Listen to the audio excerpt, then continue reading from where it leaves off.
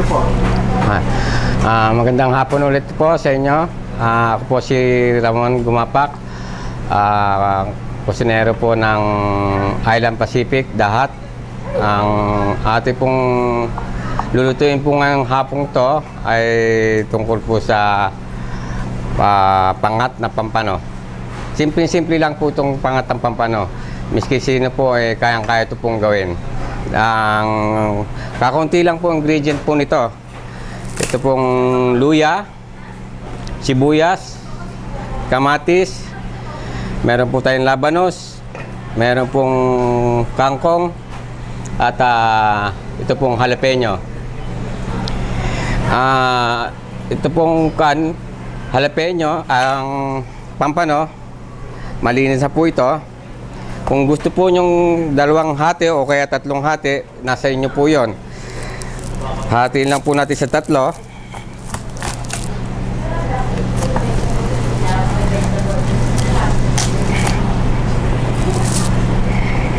Madali lang po ito. Kayang-kaya po ng mga asawa niyo po sa bahay.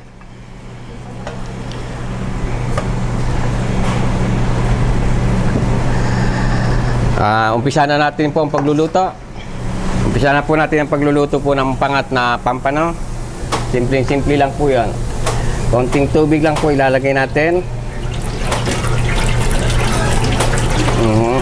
Katamtamang tubig lang po. Ihahalo na po natin yung mga ricado, sibuyas, kamatis, luya.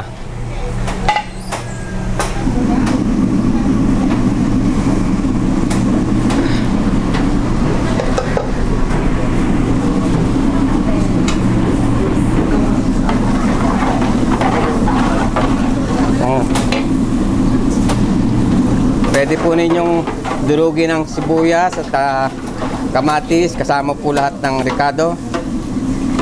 Hintayin po natin kumulo po yung tubig. Haluan po natin ng asin,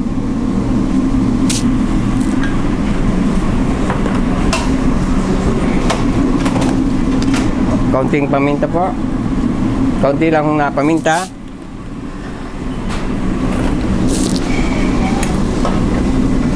Katamtaman na lemon.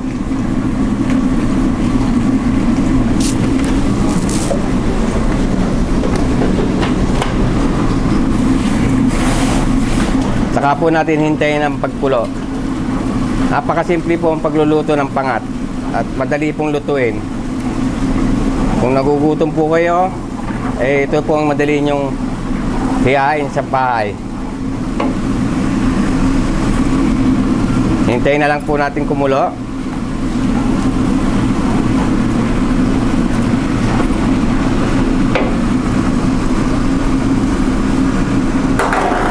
Ayan po, lalagay na po natin yung isda.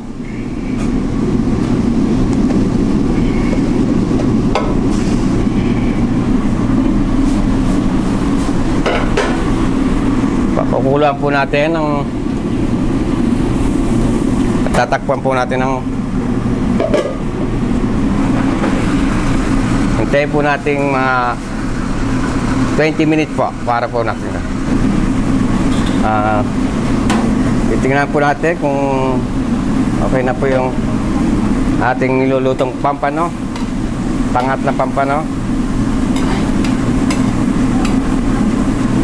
Medyo titikman po natin.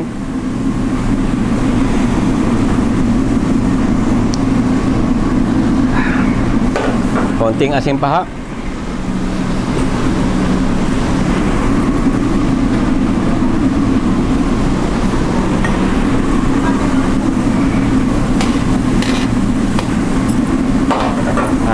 Malapit na po itong maluto. Saka po natin lalagay yung pang topping po para sa ibabaw. Ito po yung mga pan-toppings, yung jalapeno, konting sibuyas at kamatis.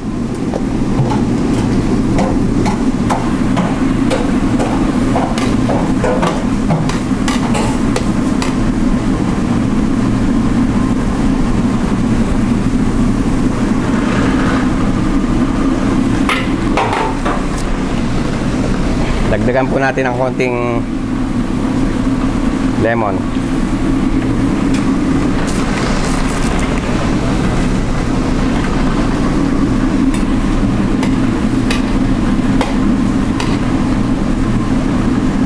Ayan.